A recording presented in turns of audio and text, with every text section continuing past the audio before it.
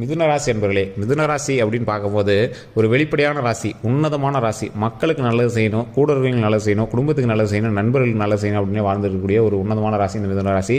மிதுன ராசியை பொறுத்த வரைக்கும் இழப்புகள் அதிகமாக சந்திச்ச ஒரு ராசி, கஷ்டங்களை இன்னைக்கு வரைக்கும் சந்திச்சிருக்க ராசி. ஃபினான்ஷியலாக இவங்க வந்து இன்னைக்கு காலகட்டத்தில் ஒரு 100% பேரில் 70% பேர் லாக்கில் தான் இருக்காங்க. சார் சம்பாதிக்கிற பணம் எல்லாம் லோன் கட்டுறதுக்கும், கிரெடிட் கார்டு பில்லு கட்டுறதுக்கும், நகைக்கு வட்டி கட்டுறதுக்கும், இந்த மாதிரி ஏதோ சின்ன சின்ன கடனை சரி பண்ணுறதுமே சரியாக போயிடும் சார். சேவிங்ஸ்னு எடுத்து வைக்க முடியல சார். சின்ன சின்ன சேவிங்ஸ் இருக்குது சார், ஆனால் அதெல்லாம் பெரிய சேவிங்ஸாக இல்லை. கடனை விட, அதாவது நீங்கள் சேர்த்து வச்சதை விட கடன் பெருசாக இருக்குது சார் அப்படின்னு நினைக்கக்கூடியவங்க தான் இந்த மிதுன ராசியில் அதிகமாக இருப்பாங்க. இன்னைக்கு காலகட்டத்தில் ரொம்பவே கஷ்டங்கள் அனுபவிச்சுட்டு இருக்கிற ராசியில் முக்கியமான ராசி இந்த மிதுன ராசி அப்படின்னு சொல்லலாம். மன ரீதியான பிரச்சனைகள் சார், பண ரீதியான பிரச்சனைகள் கூட சரி பண்ண முடியும் சார். அதனால் வரக்கூடிய மன உளைச்சல்களை வந்து சரி பண்ணுறது ரொம்ப கஷ்டமாக இருக்குது. ஃபேமிலிக்கெல்லாம் ஒரு சின்ன சின்ன வார்த்தைகள்லாம் ரொம்ப கடினமான வார்த்தைகளாக இருக்குது. அந்த வார்த்தைகள்லாம் கடந்து போகிறது ரொம்ப இதாக இருக்குது. சரி, வேலைக்கு தான் போய் மைண்டு ஃப்ரீயாக வைக்கலாம்னா அங்கே இதுக்கு மேலே கடுப்பேற்றுறாங்க சார். வேலையிலேருந்து மாற்றம் கிடைக்குமா அப்படின்னு பார்த்தா அது இதுக்கு மேலே டென்ஷன் பண்ணுது சார் அப்படின்னு இருக்கிறவங்கலாம் இனி வரக்கூடிய காலங்கள் எப்படி இருக்க போகுது அப்படிங்கிறது தான் இந்த வீடியோ. ஸோ நிறைய பேர் முன்னாடி நடந்த விஷயங்களையும் கேட்குறீங்க, பின்னாடி இதுக்கு மேலே என்ன நடக்கும் அப்படிங்கிறதையும் நீங்கள் கரெக்டாக சொல்லுங்கள் அப்படிங்கிற மாதிரி கேட்குறீங்க. நம்மளோட கமெண்ட்ஸுக்கு போய் பாருங்கள், பர்ஃபெக்டாக தெளிவாக எல்லாமே சொல்லியிருப்போம். எல்லாருமே வந்து 100% உண்மை தான் சொல்லியிருப்பாங்க. ஸோ இது எல்லாத்தையுமே நீங்கள் வந்து தெளிவாக ஃபுல்லாக பார்த்துட்டே வந்தீங்கன்னா தான் தெரியும். தெளிவாகிறது ஒரு வீடியோலேயே நம்ம வந்து ஃபுல்லாக சொல்ல போகிறதில்ல. அடுத்தடுத்த வீடியோக்களில் இந்த நாட்கள்லேருந்து இந்த நாள் வரைக்கும் இது நடக்குதுங்கிறத இந்த வீடியோவில் இருக்கும். அடுத்த வீடியோவில் அடுத்தது என்ன நீங்கள் பண்ணணும், இதுக்கு முன்னாடி நீங்கள் பண்ணதுலேருந்து நான் அப்படியே ஜாயினாக சொல்லியிருப்பேன். எபிசோடு மாதிரி வந்துட்டு இருக்குங்க. ஸோ அதனால் நீங்கள் ஒரு டைம் பார்த்தீங்கனாலும் புரியாது. நீங்கள் ஃபுல்லாகவே நீங்கள் இதுக்கு மேலே ஃபாலோ பண்ணிக்கோங்க. யூடியூப்பில் நீங்கள் வந்து சப்ஸ்கிரைப் பண்ணி ஆல் கிளிக் பண்ணி நோட்டிஃபிகேஷன் வந்து ஆன் பண்ணிக்கோங்க. சரிங்க, இப்போ வந்து நம்ம முக்கியமான விஷயத்துக்கு வருவோம். நிறைய பேர் வந்து தனிப்படையாக ஜோதிடத்தை பார்க்கணும் அப்படின்னு ஆசைப்படுறீங்க. எங்களுக்கு கீழே வந்து கான்டாக்ட் நம்பர் டீட்டெயில்ஸ் கொடுத்துருங்க. நீங்கள் வந்து கால் பண்ணி போய் எடுத்து தெரிஞ்சிக்கலாம். ஒரு விஐபி ஜோதிடர், அதே மாதிரி அரசியல் பிரமுகர்களுக்கும் ஆக்டர்ஸுக்கும் ஜோதிடம் பார்க்கக்கூடிய ஒரு விஐபி ஜோதிடர் நம்பர் கொடுத்துருக்கேன். உங்களுக்கு எந்த சந்தேகமாகவும் ஜஸ்ட் கால் பண்ணிங்க அப்படியே போதுமானது. சரி, இப்போ நம்ம அந்த முக்கியமான விஷயத்தை நான் சொல்லிடுறேன். மிதுன ராசி கடந்த காலகட்டங்களை கம்பேர் பண்ணும்போது இனி வரக்கூடிய காலகட்டங்களில் ஹாப்பியாக ஒரு மகிழ்ச்சியான ஒரு தருணத்தை சந்திக்கக்கூடிய ராசிகளில் மிதுன ராசி ஒன்று அப்படின்னு சொல்லலாம். சரி, சந்தோஷத்தை சந்திக்கிறாங்கிறாங்க. இதுவரைக்கும் கஷ்டத்தை தான் சந்திச்சுட்டு இருக்கோம். எப்போ அந்த சந்தோஷத்தை சந்திப்போம்? நிறைய பேர் இப்படி தான் சொல்கிறாங்க. ஆனால் மிதுன ராசியில் ஒரு சிலர் தான் வந்து ஹாப்பியாக இருக்குங்கிறாங்க, மீதி பேர்லாம் ஹாப்பியாக இல்லைங்கிறாங்க. சார் இப்பயும் சொல்கிறேன், 120 130 கோடி பேரில் ஒரு 10 கோடி பேருக்கு போகாமல் மிதுன ராசிக்காரர்கள் இருப்பாங்க. கண்டிப்பாக இருப்பாங்களா இல்லையா? 10 கோடி பேருக்குமே ஒரே மாதிரி நடந்துச்சு அப்படின்னா அது வந்து வேறு. இது ஏன் அப்படின்னு கேட்டிங்கன்னா, சார் எல்லாத்துக்கும் மிதுன ராசி தானே, ஏன் அப்படி தான் நடக்கணும், ஏன் அப்படி நடக்கலை?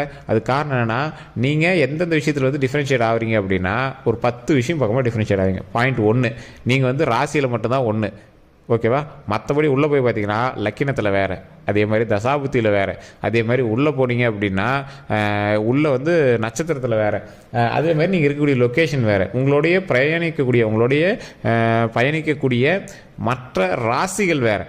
ஸோ நீங்கள் உங்களோட எந்த ராசி இருக்குதோ அதை பொறுத்து உங்களுடைய கணிப்புகள் வந்து மாறும். உங்களுக்கு பிறந்த குழந்தையினுடைய ராசி, உங்களுடைய தாய் தந்தையினுடைய ராசி, உங்களுடைய சகோதர சகோதரியினுடைய ராசி, உங்களுடைய கணவன் மனைவியினுடைய ராசி, இதை பொறுத்து உங்களுடைய ஜாதகம் வந்து தாக்கப்படும். அதுக்கு தகுந்த மாதிரி உங்களுடைய வளர்ச்சியும் தூக்கப்படும். ஸோ இது மாதிரி தான் வந்து பார்த்தீங்கன்னா உங்களுடைய ஜாதகம் வந்து முழுமையாக வந்து ரெடி பண்ணுவோம். அதனால தான் உங்களோட ஜாதகத்தை பார்த்தா உங்களோட குடும்பத்து ஜாதகத்தை பார்ப்பாங்க. உங்களாம் குழந்தை பிறந்துருச்சு அப்படின்னா குழந்தையோட ஜாதகத்தை மெயினாக பார்க்க ஆரம்பிச்சுவாங்க. அதன்படி தான் உங்களோட லைஃப் வந்து ஹாப்பியாக இருக்கிறது வந்து ரெடியாகும் அப்படிங்கிறதுனால. ஸோ இந்த மாதிரி காலகட்டங்களில் இந்த மிதுன ராசிக்காரர்கள் இப்போ வந்து மிகப்பெரிய ஒரு கஷ்டங்கள் அனுபவிச்சிருக்கக்கூடிய ஒரு நேரமாக இருந்துட்டு இருந்தது. இனி வரக்கூடிய காலங்களில் ஓரளவுக்கு ரிலாக்ஸ் ஆக போகுது. சார் என்ன சார் எல்லாத்துக்கும் ஓரளவுக்குன்னு சொல்கிறீங்க அப்படின்னு சொல்லும் போது கம்பேர் பண்ணி பாருங்கள். நீங்கள் ஒரு 3 வருட காலங்கள் கரெக்டாக ஒரு 4 வருடம் டு 3 வருடம் அந்த ஒரு 6 மாத இடைவெளி கேப்பில் தான் இருக்கும். ஸோ அந்த 6 மாத இடைவெளியில் ஒரு சிலருக்கு ஒரு 3.5 வருடம் அந்த 4 வருட கணக்குலேயே பார்த்தீங்கன்னா இவங்களுக்கு வந்து எப்படி இருக்கும் அப்படின்னா ஒரு மிகப்பெரிய கஷ்டத்தை சந்திச்சிருப்பாங்க, சின்ன சின்ன இழப்புகளையும் சந்திச்சிருப்பாங்க. ஒரு சிலர் மிகப்பெரிய வீட்டில் ஒருத்தரே இது பண்ணியிருப்பாங்க. அவ்வளோ பெரிய இழப்பெல்லாம் வந்து இந்த மிதுன ராசியில் சந்திச்சிருப்பாங்க. இப்படி சந்தித்தவங்க உடல் ரீதியான விஷயங்களை அதிகமான செலவு பண்ணியிருப்பாங்க. மருத்துவ ரீதியான விஷயங்கள் சார், மாதம் மருத்துவ ரீதியான விஷயங்களுக்கு உள்ள செலவாகும். என்ன பண்ணுறதுனே தெரியல சார். நன்மை தான் உங்களுக்கு, அது உயிரை காப்பாற்றி உங்களை வந்து கடவுள் புண்ணியத்தில் காப்பாற்றி கொடுத்துட்டு இருக்கிறது நன்மை தான். அதனால் மேலே எந்த ஒரு ப்ராப்ளமும் கிடையாது. நீங்கள் அதே மாதிரி கொஞ்சம் அப்படியே பண்ணிட்டு வந்தீங்கன்னா உங்களுக்கு எந்த ப்ராப்ளமே கிடையாதுங்க. இது மட்டும் இல்லாமல் இவங்க வந்து பண ரீதியான விஷயங்களை ரொம்பவே லாக்கில் இருப்பாங்க. மிதுன ராசி பொறுத்த வரைக்கும் தற்போதைய நிலைமையில் ஃபினான்ஷியலாக ஒரு கொஞ்சம் டவுனில் தான் இருப்பீங்க. ஸோ இந்த ஃபினான்ஷியலாக டவுனில் இருக்கக்கூடிய இந்த மிதுன ராசிக்காரர்களுக்கு அதிகமான பணப்புழக்கம் வரக்கூடிய ஒரு நேரமாக குறிப்பிட்ட ஒரு நேரம் அமையும். அந்த நேரத்தை வந்து நீங்கள் பயன்படுத்திட்டீங்க அப்படின்னா கொஞ்சம் ஏற்ற இறக்கமான காலங்களாக தான் இனி வரக்கூடிய காலங்களில் கொஞ்சம் இருக்குதுங்க. எப்படி அப்படின்னா உங்களுக்கு திடீர்னு ஏதோ ஒரு பிஸ்னஸ் பண்ணிட்டு இருப்பீங்க, திடீர்னு ஹைக் ஏறும், அடுத்து பார்த்தீங்கன்னா கொஞ்சம் டக்குன்னு அப்படி டவுன் ஆகி மறுபடியும் ஏறுங்க. சீசனுக்கு தகுந்த பிஸ்னஸாக இருந்தாலும் சரி, இல்லை ரெகுலராக பண்ணக்கூடிய பிஸ்னஸாக இருந்தாலும் சரி, கொஞ்சம் நாளைக்கு கொஞ்சம் அப்படி தான் இருக்குங்க. அதுக்கு தகுந்தாற் போல் அதிக ஆடம்பரம் பண்ணாமல், அதிக செலவுகள் பண்ணாமல், அந்த பணத்துக்குள்ளேயே நீங்கள் வந்து என்ன பண்ணணும் அப்படிங்கிறது வந்து கால்குலேட் பண்ணி வச்சிட்டிங்க அப்படின்னா ரொம்ப நல்லது. அது மட்டும் இல்லாமல் நீங்கள் வந்து செய்யக்கூடிய தொழிலையோ, நீங்கள் செய்யக்கூடிய ஏதாவது ஒரு வேலைக்கு போகிறீங்க அப்படின்னா அந்த இடத்துலையுமே நீங்கள் வந்து கவனமாக இருக்க வேண்டிய ஒரு நேரம். தொழிலில் யார்கிட்டையும் தேவையில்லாத வம்பு வழக்குகளுக்கு போகக்கூடாது, சண்டைக்கு போகக்கூடாது. யாராவது ஒருத்தர் கடைக்கே வராங்க, தேவையில்லாத பிரச்சனை வேணே கிரியேட் பண்ணுறாங்க அப்படின்னா அவங்களை ஸ்கிப் தான் பண்ணுமே தவிர, பார்த்துக்கலாம்டா, நான் பார்த்துக்கலாம்டா, நீ பார்த்துக்கலாம்டா அப்படிங்கிற மாதிரி போகக்கூடாது. அப்படி போகக்கூடிய ஆட்களும் நீங்கள் இல்லை. ஆனால் உங்களுடைய தசாபதியை பொறுத்து, உங்களுடைய கிரக பயிற்சியை பொறுத்து நீங்களாக வாலண்டியராக சண்டைக்கு கூட போகிற வைக்கிறதுக்கான நேரமும் அமையலாம். அந்த இடத்துல நீங்கள் கொஞ்சம் சரி பண்ணிக்கிறது பரவாயில்லையா இருக்கும். வேறு எவனோ ஒருத்தர் எதுக்கோ பிரச்சனைக்கு பண்ணிகிட்டு இருப்பான், உங்களை வந்து கூட்டிகிட்டு போவான், சாட்சி கூப்பிடுவான், இல்லைனா ஏதாவது ஒரு ஜாமீன் கையெழுத்து போட கூப்பிடுவான், இல்லை வந்து கேளுமா, உன்னோட நண்பனாக இருக்கும், இந்த பிரச்சனையை வந்து கேள்விலாம் ஒரு நண்பனாம்மா, அவன் பேச்சு அவனோட ரிலேஷன்ஷிப்பு உங்களுக்கு வேண்டாம் அப்படின்னாலும் நீங்கள் ஸ்கிப் பண்ணிக்கலாமே தவிர, அவனுக்காக போய் நீங்கள் வந்து லாக் ஆக வேண்டிய நேரமாக கூட இருக்கலாம். அதனால் நீங்கள் வந்து கவனமாக இருக்க வேண்டிய ஒரு தருணமாக இருக்கும். அதே மாதிரி வேறு யாராவது நகை வச்சு கொடுங்க, பணம் ரெடி பண்ணி தருங்க, அந்த மாதிரி ஏதாவது கேட்குறாங்க, இல்லை பணம் வந்து கேட்குறாங்க, ஒரு எந்த ஒரு டாக்குமெண்ட்டுமே இல்லாமல், எந்த ஒரு நம்பிக்கையுமே இல்லாமல் ஜஸ்ட் ஒரு நம்பிக்கையின் அடிப்படையில் கேட்குறாங்கனால இந்த டைம் உங்களுக்கு வந்து கொஞ்சம் தேவையில்லாத ஒரு வேலை அப்படின்னு சொல்லலாம். உங்களுடைய ஃபினான்ஷியல் ஸ்டேட்டஸை பொறுத்த வரைக்கும் ஓரளவுக்கு சரியாக இருந்தாலும், கடன்கள் இல்லாமல் நீங்கள் இருந்தாலும், பண விரயத்தில் கொஞ்சம் பார்த்து கவனமாக இருக்க வேண்டிய ஒரு நேரமாக இது வந்து இருக்குது. மற்றவங்களை நம்பி பணம் கொடுக்குற விஷயத்தில் ரொம்ப கவனமாக இருங்க. தொழில் ரீதியான விஷயங்கள், கல்வி ரீதியான விஷயங்கள், உடல் ரீதியான விஷயங்களில் ரொம்ப கவனமாக இருக்க வேண்டிய நேரமாகவும் இந்த நேரம் வந்து அமைஞ்சிருக்குது. வாகனம் வாங்குறீங்க, சொத்து வாங்குறீங்க அப்படின்னா டாக்குமெண்ட் ரீதியான விஷயங்கள் சரியாக இருங்க. வாகனத்தில் ரொம்ப கவனமாக இருக்க வேண்டிய நேரமாக இருக்குது. வேறு எவனா ஒருத்தரோட வாகனத்தை வந்து நீங்கள் வாங்கிட்டு போகிறது, உங்களோட வாகனத்தை வேறு எவனாவது கேட்குறான், ஒரு ஊர் வரைக்கும் போயிட்டு வரங்கிறான், கார் கேட்குறான் அப்படிங்களாங்கிறதெல்லாம் உங்களுடைய நேமில் இருக்க ஒரு விஷயம் வந்து உங்களுக்கு வந்து பாதிக்கிறது தான் வாய்ப்பு இருக்குது. இந்த ஆதாரில் நேம் மாற்றுறது, பேன் கார்டில் நேம் மாற்றுறது, இந்த மாதிரி உங்களோட ஒரு லெட்டர் மாற்றி இது பண்ணுறது, இந்த மாதிரி விஷயங்களில் நீங்கள் வந்து ஃபைல் சம்மந்தப்பட்ட விஷயங்கள் நீங்கள் வந்து கொஞ்சம் அதிகமாக வந்து வேலை செய்யக்கூடிய ஒரு நேரமாகவும் இந்த நேரம் வந்து அமையும். அதே மாதிரி உங்களுடைய வாகன ரீதியான விஷயங்களில் ரொம்ப கவனமாக இருக்கணும் அப்படின்னு சொல்கிறதுக்கான காரணம் என்ன அப்படின்னு பார்த்தீங்கன்னா, உங்களுக்கு வந்து ஒரு பெரிய இஷ்யூ இருக்குது அப்படிங்கிற பட்சத்தில் வேறு எவனா ஒருத்தர் எடுத்துகிட்டு போய் அவன் வந்து உங்களோட பேரை மாட்டி விட்டு போகிறதுக்கான வாய்ப்புகள் அதிகமாக இருக்குது. அதனால தான் வாகனத்தை வேறு ஒன்று கொடுக்குறதுமே வந்து கொஞ்சம் கவனமாக இருங்க அப்படின்னு சொல்கிறது. அதே மாதிரி நீங்கள் தொழில் செய்யக்கூடிய இடத்துல பெருமாள் படம், திருப்பதி ஏழுமலையானுடைய படத்தை வாங்கி வைங்க. அதை தினம் ஓம் திருப்பதி ஏழுமலையானை பற்றி, ஓம் திருப்பதி ஏழுமலையானை பற்றி, ஓம் திருப்பதி ஏழுமலையானை பற்றி அப்படின்னு மறக்காமல் நீங்கள் வந்து கமெண்ட் செக்ஷன் பதிவிட்டுட்டு நீங்கள் ஃப்ரீ டைமில் வீட்டில் வந்து சொல்லுங்கள், தொழில் செய்யக்கூடிய இடத்துல சொல்லுங்கள். இது ரொம்பவே வந்து பலனை கொடுக்கும், ரொம்பவே நன்மையை கொடுக்கும் அப்படின்னே சொல்லலாம். தொழில் ரீதியான விஷயங்களில் ரொம்ப ஏற்றத்தை கொடுக்கக்கூடிய, ஒரு மிகப்பெரிய மாற்றத்தையும் நல்ல ஒரு வளர்ச்சியும் கொடுக்கக்கூடிய ஒருவர் திருப்பதி ஏழுமலையானு. ஸோ கண்டிப்பாக இந்த வாய்ப்பை நீங்கள் தவற விடாமல் இந்த மாதிரி செஞ்சு பாருங்கள். உங்களுக்கு மிகப்பெரிய ஒரு மாற்றம் உங்களுக்கே தெரிய ஆரம்பிக்கும். சரி, இதெல்லாம் ஓகே சார், பண ரீதியான விஷயங்களை கூட சமாளிக்க முடியுது, இந்த மன ரீதியான விஷயங்களை சமாளிக்க முடியல அப்படிங்கிறவங்களாம் குலதெய்வ வழிபாடு கண்டிப்பாக பண்ணுங்கள். நீ பக்கமாக பாருங்கள் சார், பக்கமாக தான் குலதெய்வ கோயிலுக்கு போயிட்டு தான், ஆனால் ஒன்றும் பெரிய வித்தியாசம் தெரியல அப்படின்னா, நீங்கள் நல்ல நாட்கள் இந்த மாதிரி நாட்களில் போகணும், அமாவாசையில் போனால் அப்போலாம் இல்லைங்க, ஃப்ரீ டைமில் தனிமையாக போய் உட்காருங்க.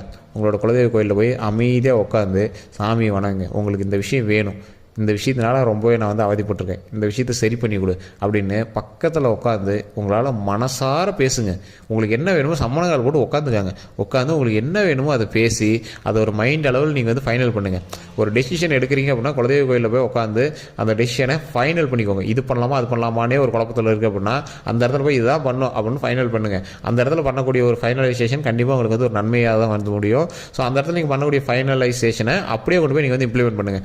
இந்த விஷயத்தை வந்து நான் முடிவு பண்ணேன் சார், அதை அப்படியே போய் அங்கே செய்கிறேன் சார் அப்படிங்கிற விஷயத்தை பண்ணுங்க. அது கண்டிப்பாக உங்களுக்கு வந்து நன்மையை அள்ளி கொடுக்கும். முன்னோர்கள் வந்து வசிக்கக்கூடிய இடம் குலதெய்வ இடம். ஸோ அந்த இடத்துல உங்களோட முன்னோர்கள் தான் உங்களை வந்து வழி நடத்துகிறாங்கன்னு நினச்சி நீங்கள் போய் பண்ணுங்கள். முடிஞ்சால் அந்த இடத்துல சமைச்சு, இல்லை அந்த இடத்துல போய் பொங்கல் வச்சு யாரோ ஒரு 4 பேருக்கு கொடுத்து அவங்க வயிறார சாப்பிட வைங்க. வயசானவங்களுக்கு சாப்பாடு கொடுங்க. அது ரொம்பவே நன்மை தரும். இந்த ராசியை பொறுத்த வரைக்கும் உங்களுடைய முன்னோர்கள் தான் உங்களுக்கு வந்து காப்பாற்றுவாங்க. இன்றைக்குமே நீங்கள் வந்து முன்னோர்களை பெருசாக நீங்கள் வந்து திட்ட மாட்டீங்க, அவங்களுக்கு ஏதாவது எல்லாமே பண்ணுவீங்க. ஆனால் முன்னோர்கள் வந்து பார்த்தீங்கன்னா, இப்போ உங்களோட அப்பா அம்மாவும் சொல்கிறேன், இல்லை உங்களோட ஃபேமிலியிலே இருக்குன்னு சொல்கிறேன், உங்களை வந்து ஒரு பொருட்டாக எடுத்துக்க மாட்டாங்க. இவன் நீங்கள் நிறைய பண்ணியிருப்பீங்க, ஆனால் இவன் என்ன பண்ணான், அவனு தானே பண்ணான் அப்படின்னு அண்ணதம்பிங்க இருக்காங்க அப்படின்னா, அவனு தானே பண்ணான் அப்படின்னு அவங்களுக்கு தான் சப்போர்ட்டாக பேசுவாங்க. அந்த மாதிரி காலகட்டத்தில் தான் நீங்கள் பார்த்துருப்பீங்க. அதனாலேயே உங்களோட மனதளவில் நீங்கள் கொஞ்சம் பாதிப்பாக தான் இருப்பீங்க. உங்கள் பெற்றோர்கள்கிட்ட கொஞ்சம் பாதிப்பாக தான் இருப்பீங்க. இருந்தாலும் உங்களோட பெற்றோர்களுக்கு நீங்கள் செஞ்சீங்க அப்படின்னா மட்டும்தான் இதுக்கு மேலே தப்பிக்க முடியும். ஸோ அதனால் பெற்றோர்களுக்கு நீங்கள் கண்டிப்பாக செய்யுங்க. உங்களோட முன்னோர்கள் இருக்காங்க, இல்லை சார் அவங்க முன்னோர்கள்லாம் இதாக இருக்காங்க, இறந்துட்டாங்க அப்படின்னா அவங்களுக்கு வந்து குலதெய்வ கோயிலில் போய் சாப்பாடு செஞ்சு அங்கே இருக்கிறவங்க 4 பேருக்கு சாப்பாடு போட்டு, பொங்கலாக இருந்தாலும் சரி வலிச்சு ஒரு 4 பேருக்கு கொடுத்து அவங்க வந்து சாப்பிட்றத பார்த்து மகிழ்ச்சியாக வாங்க. உங்களுக்கு எந்த ஒரு பிரச்சனையாக இருந்தாலும் குலதெய்வ கோயிலில் உட்காந்து பேசுனீங்க அப்படின்னாவே சரியாக போயிடும். ஸோ இதுதான் வந்து இந்த மிதுன ராசிக்கு ஒரு மிகப்பெரிய ஒரு ட்ரிக்கு, கீ பாயிண்ட் அப்படின்னு சொல்லலாம். ஸோ மற்றபடி நீங்கள் வந்து எதுக்குமே பயந்துக்கு தேவையில்லை. கடவுள் உறுதுணையால் இனி வரக்கூடிய காலங்கள் பொற்காலங்களாக அமைய போகுது. அதே மாதிரி நம்மளோட லைஃப்பில் இனி வரக்கூடிய காலங்கள் பொற்காலங்களாக அமையும் போது அதற்கு தகுந்தாற் போல் ஆடம்பரத்தை சரி பண்ணி பண்ணிக்கிட்டு நம்மளோட செலவுகளை கம்மி பண்ணிக்கிட்டு நீட்டாக சேவிங்ஸில் போட்டிங்க அப்படின்னா ரொம்பவே நல்லது. அதே மாதிரி ஏதாவது தடைகள் இருக்கும் பட்சத்தில் தொழில் தொடங்குறாங்க, ஏதாவது தடையாக இருக்குது, ஏதோ ஒரு விஷயம் செய்யறது தடையாக இருக்குது, திருமணம் இதாக இருக்குது அப்படின்னா தட்சிணாமூர்த்தி வழிபாடு பண்ணிட்டு பண்ணீங்க அப்படின்னா கண்டிப்பாக ரொம்பவே நல்லது நடக்கும். நெய் விளக்கு ஏற்றி தட்சிணாமூர்த்தி வழிபாடு பண்ணிங்க அப்படின்னா தடைகள் எல்லாமே நிவர்த்தி ஆகும். கொண்டக்கடலை மாலையை அல்லது கொண்டக்கடலை சமைச்சு அங்கே இருக்கிறவங்க 4 பேருக்கு கொடுத்தீங்க அப்படின்னா ரொம்ப ரொம்ப நல்லது. ஸோ இதுதான் வந்து பார்த்திங்கன்னா தடைகளை நிவர்த்தி பண்ணுறதுக்கு ஒரு மிகப்பெரிய சொல்யூஷன். இது நிறைய பேருக்கு தெரியறதில்ல. ஸோ இதை கண்டிப்பாக பண்ணுங்கள். தட்சிணாமூர்த்திக்கிறது கோயிலை சுற்றி வரும்போது கண்டிப்பாக எல்லா கோயிலுமே இருக்கும். உள்ளே போய் சுற்றி வரும்போது தட்சிணாமூர்த்திகிட்ட ரைட் சைடில் நின்று வணங்குங்க. நெய் விளக்கு ஏற்றி வணங்குங்க. 2 நெய் விளக்கு ஏற்றி வணங்குங்க. ரொம்பவே நல்லது. கொஞ்சம் அமைதியாக நின்று வணங்கணும். ஸோ ரொம்பலாம் டென்ஷன் ஆகிட்டு கடவுள்கிட்ட போய் நிற்கும் போது ரொம்ப டென்ஷன் ஆகிட்டுலாம் வணங்கக்கூடாது. ஃப்ரீயாக மைண்டு ஃப்ரீயாக நின்று உங்களுக்கு என்ன தேவையோ அதை வணங்குனீங்க அப்படின்னா கண்டிப்பாக கடவுள் வந்து நமக்கு நன்மை தருவார். ஸோ இந்த வீடியோ பிடிச்சது அப்படின்னா லைக் பண்ணிக்கோங்க. கண்டிப்பாக உங்களோட நண்பர்களுக்கு பகிருங்க. இதுவரை நம்ம சேனலை சப்ஸ்கிரைப் பண்ணாமல் தான் சப்ஸ்கிரைப் பண்ணிக்கோங்க. அப்படி பக்கத்தில் பெல் பட்டன் மறக்காம ப்ரெஸ் பண்ணிக்கோங்க. ஃபேஸ்புக்கில் பாருங்கள், ஃபாலோ பண்ணிக்கோங்க. உங்களோட கருத்துக்கள் எதுவாக இருந்தாலும் கமெண்ட் செக்ஷனில் பதிவிடுங்க. எல்லோருக்கும் நன்றி நண்பர்களே.